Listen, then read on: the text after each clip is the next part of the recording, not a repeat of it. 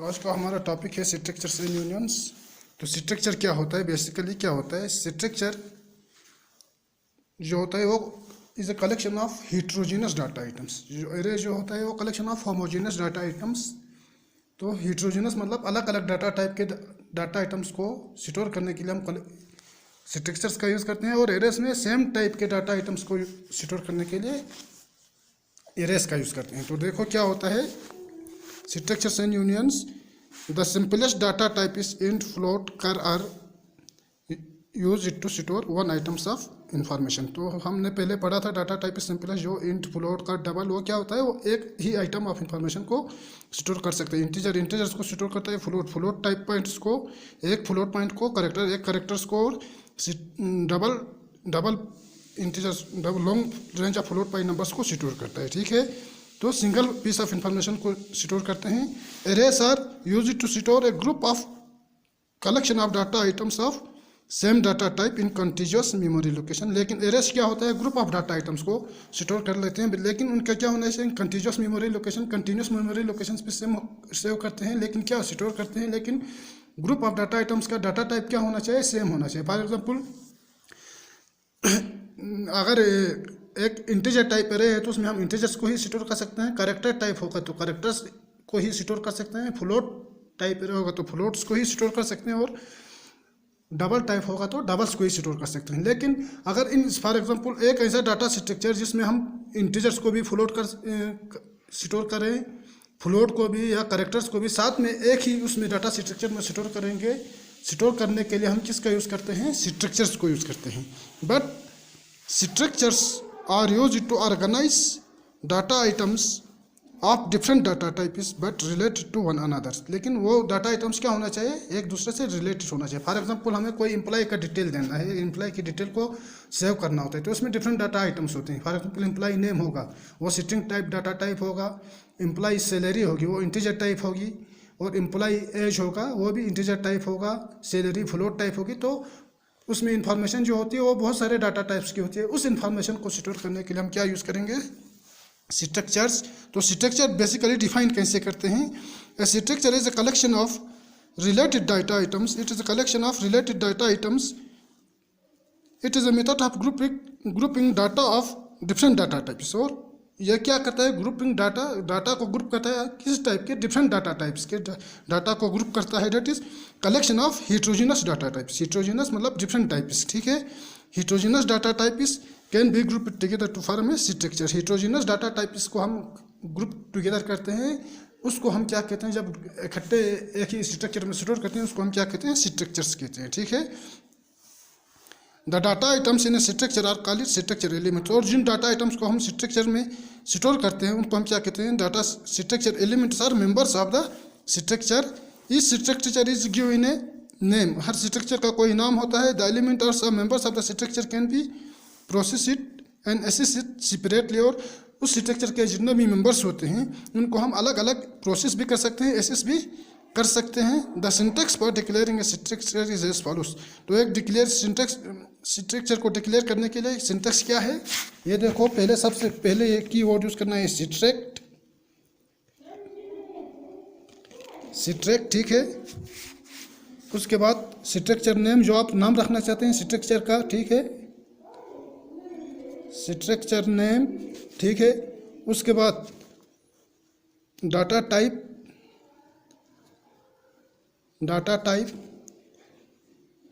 Member one, जो data element होगा इसका डाटा मेंबर वन होगा, उसका डाटा टाइप क्या होगा? इसी तरह data type member two so dash on data type member n. ठीक है, तो डाटा टाइप पहले मेंबर का डाटा टाइप क्या होगा? तो दूसरे मेंबर का जितने आपकी रिक्वायरमेंट्स होगी। फॉर एग्जांपल हमें कोई एम्प्लॉय की इंफॉर्मेशन स्टोर करनी होगी तो इसकी एम्प्लॉय एज आएगी। एज में एज किस के डाटा टाइप का आएगा? इंटीजर का आएगा। एम्प्लॉय नेम आएगा, वो किस डाटा टाइप का आएगा? खर टाइप का आएगा। कैरेक्टर एरेस यूज करेंगे, कर टाइप का आएगा। डाटा टाइप किसी उसका एड्रेस सेव करना है वो भी कर डाटा टाइप का आएगा, कर डाटा टाइप। तो जितने रिक्वायरमेंट्स होती है उस हिसाब से आप अपने डाटा मेंबर्स को यहाँ पे डिफाइन कर सकते हो। ठीक है, जो जनरल स्ट्रक्चर, लेकिन हमेशा सेमी कॉलम वो कर्ली ब्रेसेस में उसको इनक्लोज करते हैं और एंड होता है हमेशा सेमीकोलन से, ठीक है। Where structure is the keyword, where क्या है, where structure is the keyword, structure जो है struct is the keyword to declare structure, struct keyword use करना है हमेशा स्ट्रक्चर्स को डिक्लेयर करने के लिए। Structure name is the name of structure, structure name जो आप नाम रखना चाहते हैं वो हो स्ट्रक्चर का नाम होगा। फॉलोड बाय कर्ली ब्रेसेस, और ये फॉलो उसके बाद क्या होता है, कर्ली ब्रेसेस होते हैं, ये देखो कर्ली ब्रेसेस। उसके बाद inside the curly braces the members of the inside the curly braces, inside the curly braces the members of structures are declared, और कर्ली ब्रेसेस के अंदर डाटा मेंबर्स को हम स्ट्रक्चर मेंबर 1 मेंबर 2 सोडेशन आपकी requirements के हिसाब से उनको डिक्लेयर करते हैं। Describe it, this person embedded in curly braces is called it structure template, और जो इस पर्सन को जो कर्ली ब्रेस के अंदर जो मेंबर्स डिफाइन करते हैं उसको हम क्या कहते हैं, स्ट्रक्चर टेम्पलेट कहते हैं, ठीक है। तो चलो हम एक स्ट्रक्चर बनाएंगे, फॉर एग्जांपल जो स्टूडेंट्स की डिटेल्स को सेव करेंगे। For example let us consider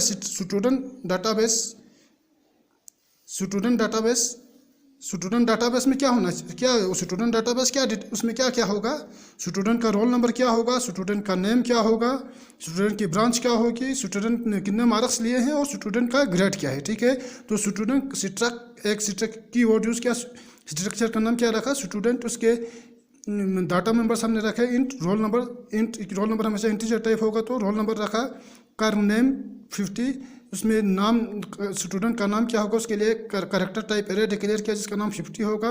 कर ब्रांच 20, उसकी ब्रांच क्या है उसके लिए भी एक करेक्टर टाइप डिक्लेयर किया। फ्लोट मार्क्स कितने लिए हैं, और कर ग्रेड उसकी क्या है उसके लिए भी एक करेक्टर टाइप डिक्लेयर किया। तो इसमें स्ट्रक्चर मेंबर्स कितने आ गए, 1 2 3 4 5 स्ट्रक्चर मेंबर्स आ गए, लेकिन इसमें उनका डाटा टाइप अलग अलग है। देखो एक का इंट है, दूसरे का कर है, तीसरे का भी कर है, चौथे का फ्लोट है, पांचवें का कर है। तो स्ट्रक्चर जो है इज कलेक्शन ऑफ हिट्रोजिनस अलग अलग heterogeneous data items of different data types के कलेक्शन को स्टोर करने के लिए हम क्या यूज़ करते हैं, स्ट्रक्चर का यूज़ करते हैं। तो ये आ गया आपका स्ट्रक्चर एक डिक्लेयर हो गया। तो आपके इसके बाद होता है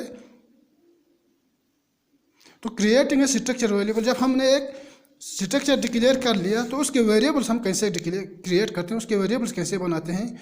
once a structure is declare it we can create a structure variable. जब हमने एक स्ट्रक्चर डिक्लेयर किया तो हम उसके वेरिएबल्स क्रिएट कर सकते हैं। Structure variables of type structure variables of किस टाइप, उस टाइप के स्ट्रक्चर्स वेरिएबल्स उसी स्ट्रक्चर टाइप के स्ट्रक्चर वेरिएबल्स क्रिएट कर सकते हैं आप that type during the structure declaration. Structure declaration के वक्त कैसे करते हैं वो एज फॉलोज। फॉर एग्जांपल यहाँ हमने एक स्ट्रक्चर डिक्लेयर किया था जो ऊपर, वहीं सेम स्ट्रक्चर यहाँ, तो इसका एक स्ट्रक्चर वेरिएबल डिक्लेयर किया हमने S1, या यूँ भी कर सकते हैं, या in this example the structure is student is a structure and S1 is a variable of the type student. Structure type student का S1 क्या आ गया, एक वेरिएबल बन गया। Multiple variables S1 S2 S3 can also भी declare it. उस इसी statement में हम मल्टीपल वेरिएबल्स को भी डिक्लेयर कर सकते हैं। फॉर एग्जांपल इसी स्टेटमेंट के अंदर S1 के बाद लिखेंगे मल्टीपल वेरिएबल्स डिक्लेयर करने के लिए, यहाँ पे S1 ही लिखा है ना, तो उसके बदले हम क्या लिखेंगे यहाँ पे S1, S2, S3। सो तो 3 वेरिएबल्स हम उसी S1 के बदले 3 वेरिएबल्स इस तरह डिक्लेयर कर सकते हैं, लेकिन एक हर वेरिएबल के नाम अलग अलग होने चाहिए और इनके बीच में कॉमा होना चाहिए। देखिए ये हो गया। In this example the student is a structure and S1 is a variable of type student. Multiple variables S1, S2, S3 can also be declared. The other way of declaring structure variable is as follows. तो दूसरा ये तरीका है या structure variables को declare करने के लिए, दूसरा एक तरीका भी है उसको स्ट्रक्चर वेरिएबल्स के लिए कैसे डिक्लेयर करेंगे। तो स्ट्रक्चर का नाम क्या है, स्टूडेंट, तो स्ट्रक्चर नेम लिखना है। फॉर एग्जांपल यहाँ पे हमने लिखा स्ट्रक्चर नेम स्टूडेंट, तो इसके वेरिएबल जो आप डिक्लेयर करना चाहते हैं, for example S1, S2, S3, तो या आप इस तरह डिक्लेयर कर सकते हो, यहाँ पे लास्ट में नाम लिख के, या स्टूडेंट स्ट्रक्चर के वेरिएबल्स इस तरह डिक्लेयर कर सकते हो, स्टूडेंट S1, S2, S3। ठीक है, ये हो गए the definition resource memory, this definition resource memory for each variable s1 s2 and s3। तो ये डिफिनीशन क्या कि ये मेमोरी रिजर्व करेगी कंप्यूटर में हर वेरिएबल के लिए जो हमने डिक्लेयर किया है। तो अब हमने डिक्लेयर भी किया, पहले स्ट्रक्चर डिक्लेयर किया, उसके बाद उसके वेरिएबल को भी डिक्लेयर किया, ठीक है। अब उस वेरिएबल्स को हम एसेस मेंबर्स के स्ट्रक्चर में जो मेंबर्स हैं हम उसकी वैल्यू को एसेस कैसे करेंगे, वो कैसे करने हैं। Accessing structure members, once a structure is defined it is members can be access it using dot operator. तो उसको एसेस करने के लिए हम क्या कर, जब हमने एक स्ट्रक्चर डिक्लेयर किया तो उसके मेंबर्स को can be access it using dot operators, access members को एसेस कर सकते हैं किससे, डॉट ऑपरेटर से। Structure is the general format for accessing a member of structure is variable name dot member name. For example general format क्या होता है access structure के वेरिएबल को एसेस करने के लिए, variable name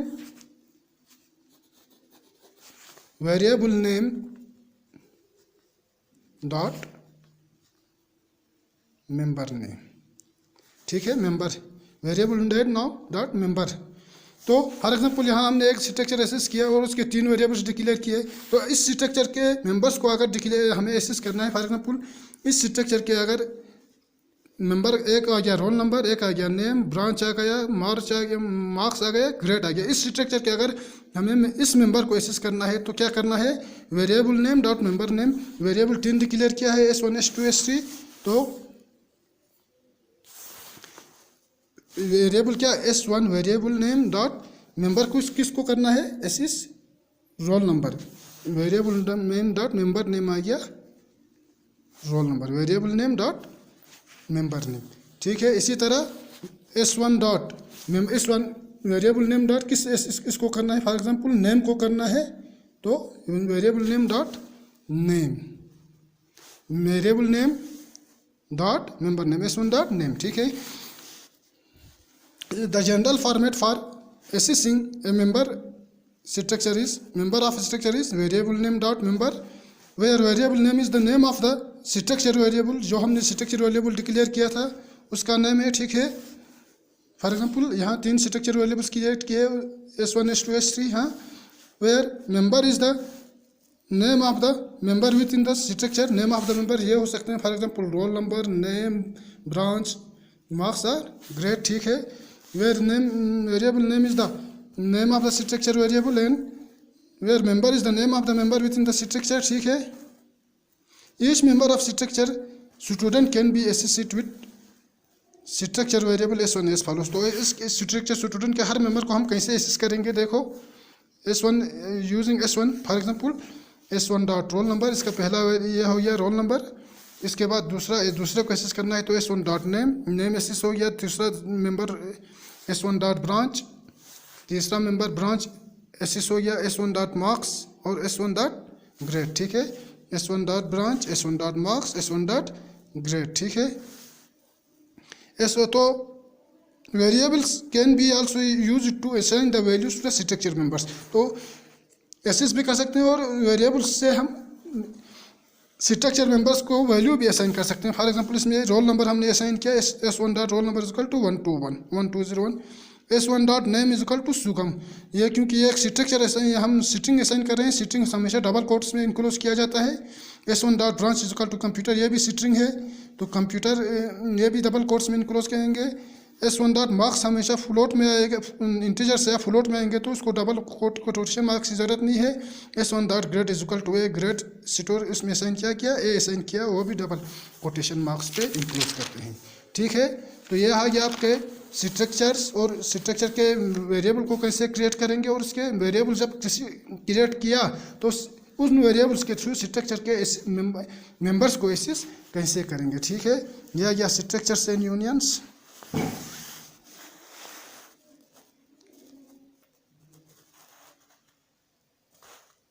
structures and unions, ठीक है, यह गया स्ट्रक्चर्स एंड यूनियंस।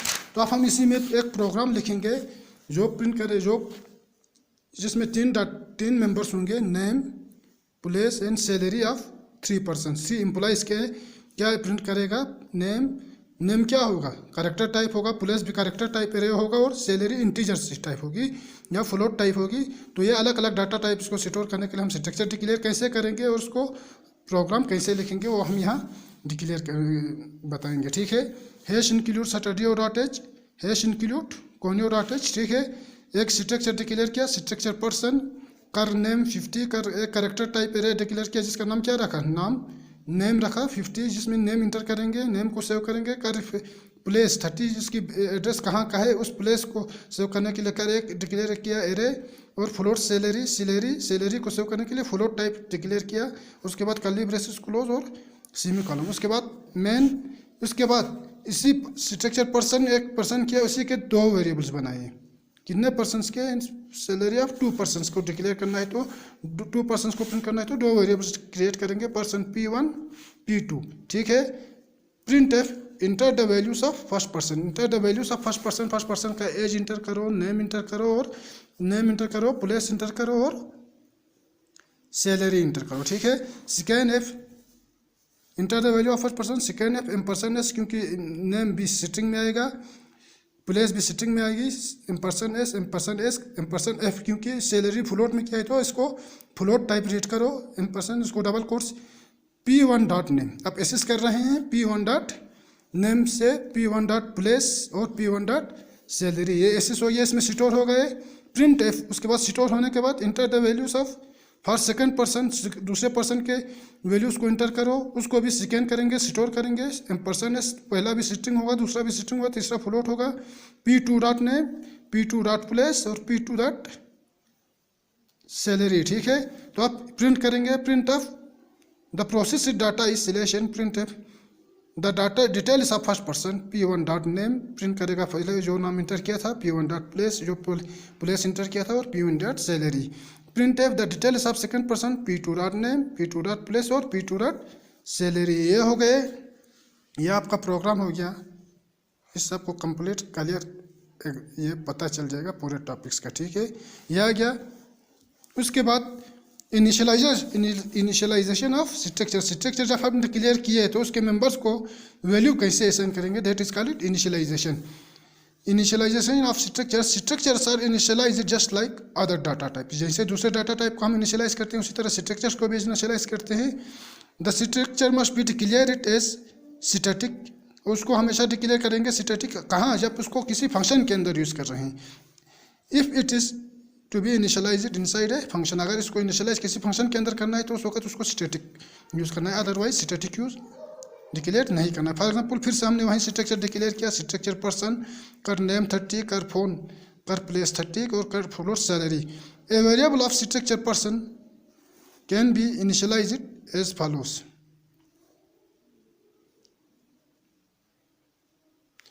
तो इसके जब वेरिएबल्स उसके बाद ये स्ट्रक्चर डिक्लेयर किया उसके वेरिएबल्स को कैसे इनिशियलाइज करेंगे, इसका एक वेरिएबल बनाया P1 is equal to name पे हम क्या करेंगे, नेम पे स्टोर हो जाएगा पल्टन डबल कोट्स क्योंकि ये स्ट्रिंग से कामा एड्रेस पे प्लेस, फॉर एग्जांपल इसकी एड्रेस चोगलम सर पे भी डबल कोट्स आएंगे। उसके बाद उसका सैलरी आ गया फॉर एग्जांपल 749, तो इनको हमेशा अलग अलग करना है, किससे, कॉमा से अलग अलग करना है। यह आ गया आपका initialization of structure members structure variables. ठीक है, तो ये इनिशियलाइजेशन हो गया। उसके बाद इनिशियलाइजेशन हो गया आपका, इनिशियलाइजेशन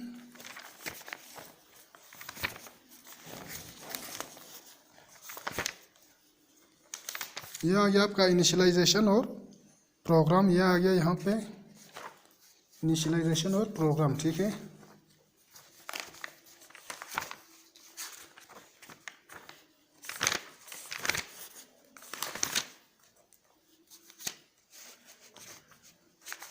इनिशियलाइजेशन और प्रोग्राम आ गया।